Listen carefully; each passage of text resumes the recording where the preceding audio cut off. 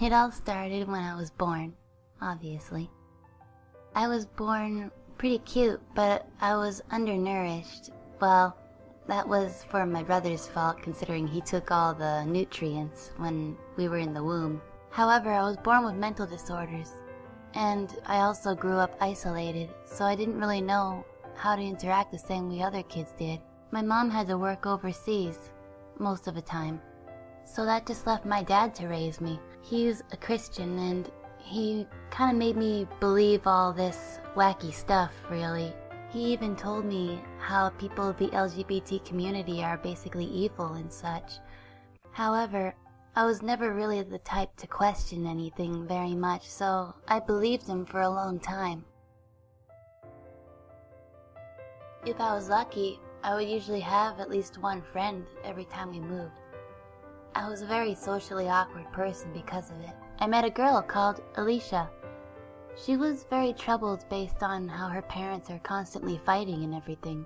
She actually almost committed suicide, and I helped her out of it and we became good friends. I also found out she had the same birth date as me. I would usually spend all my time watching Pokemon with her, and then we'd just trade Pokemon cards between each other. We were pretty big fans of Pokemon back then. However, we ended up moving away to another province. As I grew older, I became more self-aware and aware of my surroundings, and I noticed a lot of people didn't really like me, and I was really confused about it. People seemed to have hated me all the time, and I didn't know why. I was told it was because of my mental disorders, but I grew up thinking it was because I was ugly or something. I had no friends in this area, but I did manage to find one guy who became my boyfriend. His name was Justin, and we would usually play Donkey Kong together, and he would make me laugh all the time by making one of the monkey guys swing their arms all around. We also went out and found snakes, and we would play with those too. We had some of the same interests, like playing around with spiders and snakes in general. However, it didn't last long, because we moved again. However, things started getting worse from there. I went to a new school, and in that school, there were these 4 older guys who would bully me every day. It got so bad that every time I came home, my mom described it as I looked like I came from beyond the grave. It wasn't even an over-exaggeration either. I would usually come home covered in dirt, bruises, and sometimes even my own blood. It got pretty bad. Teachers didn't even bother to help me out either. And it got really bad to the point where I threatened to bring a gun to school. Of course, I was the one who got in trouble for that, but my mom came by and started fighting the teachers. After my Pokemon phase, I got into the next best thing, Digimon. But I always saw the opening of the next show after it, called Yu-Gi-Oh! And I was always hesitant on watching it. But one day I decided to watch it, and then when I saw it, I instantly fell in love with the series and became a big fan. And surprise, surprise, we moved again. It was basically the same old story. Mean teachers, mean students, same old. In the end, I started growing mean towards everyone else, and I started fighting back by being mean to everybody else around me. I never really had any friends to begin with, so I didn't see any point in being nice to anyone if they weren't going to be nice to me. In the end, I became everybody else's worst bully. However, because of the past childhood traumas I had, my body began reacting accordingly to it. Every time someone raised a hand, maybe just to scratch their head or something, I would automatically twitch or flinch and cover myself. I didn't mean to. It was just a second nature reaction. And whenever I walked around, I would avoid eye contact and I would keep my hands up close to my chest, ready to defend myself. Again, second nature thing. And because of all the mean words always said to me, I was sensitive to criticism and specific comments. I would rage out over others, or I would just go find a place to cry about it. Even if it was the tic-tac tiniest criticism comment, I would still blow up about it. Later on, I met this girl in the new school.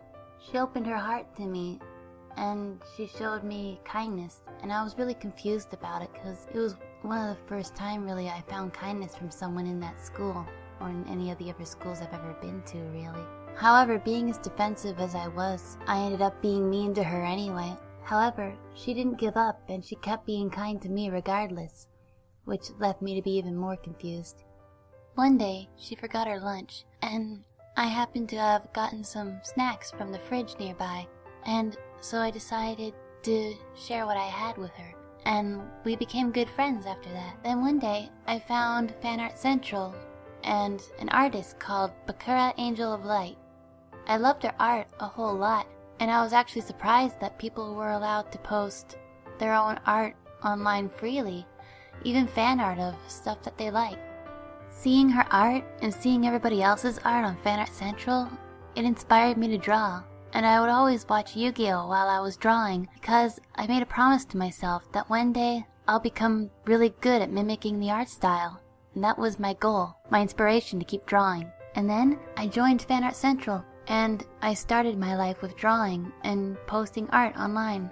However, due to childhood trauma, I was really sensitive to people pointing out my mistakes.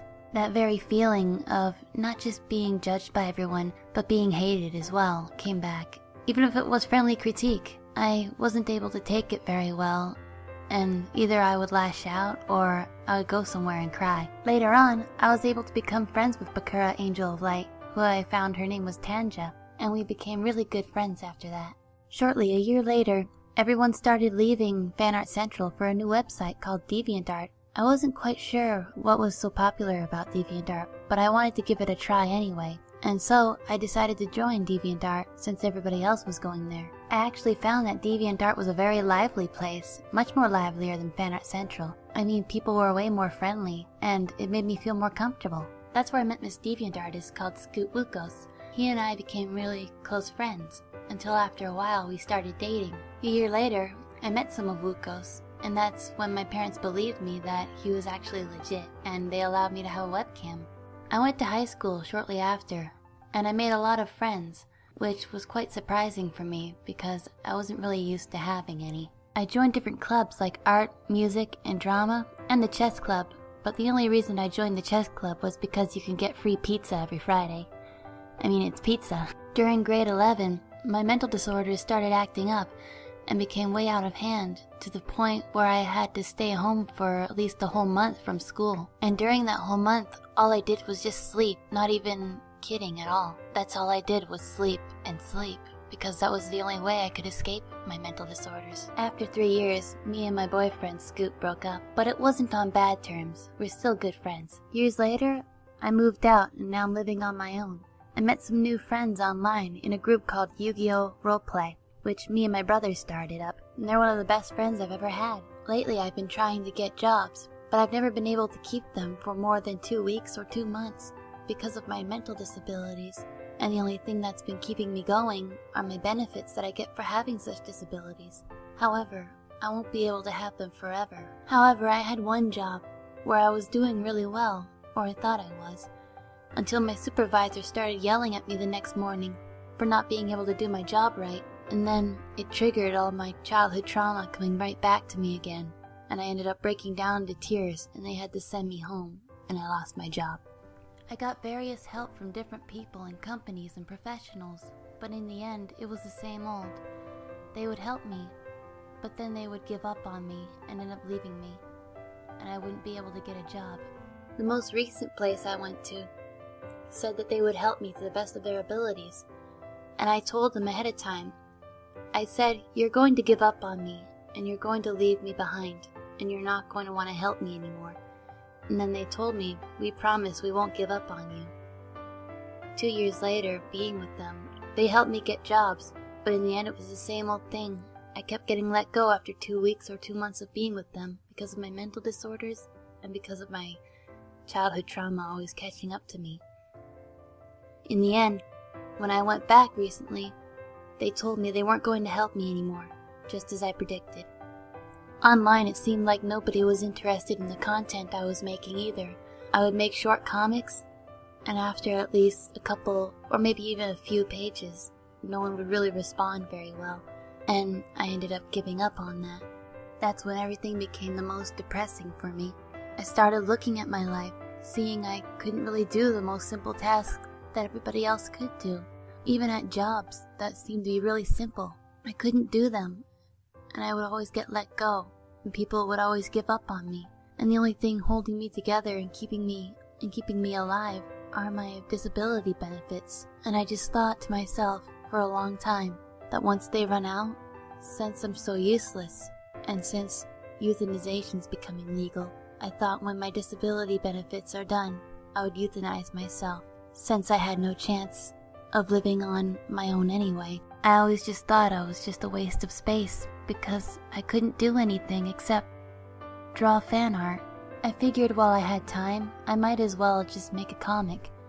For fun's sake, a Yu-Gi-Oh comic, called The Purest Temple. It was supposed to end after the first night, because it was just something I felt like making out of the moment. But in the end, it ended up being a big hit, and it surprised me. And the more people came by and started liking it, and telling me to make more, and I've never really had that before. And then, during that night, I was thinking about it, and more ideas for it came, and even more ideas came the more nights came by. And since people liked it so much, I decided I'll keep making it, and everyone gave me such nice and wonderful comments, and I've never really felt that before, and it truly inspired me. Very quickly, the fan base grew even bigger, and I was no longer surprised but more shocked. But at the same time, I was really grateful that everybody really liked my content and my comic in general. A friend of mine suggested to me that I make a Patreon for all the comics that I plan on making. Since I'm not good at keeping jobs and such, maybe I might have a chance of being able to make my own job out of making fan art, which is something I've always been good at doing. And maybe I just might be able to keep on going and making people happy with content that I make. And that's all I really want. In the end, I thank everyone for giving me another chance.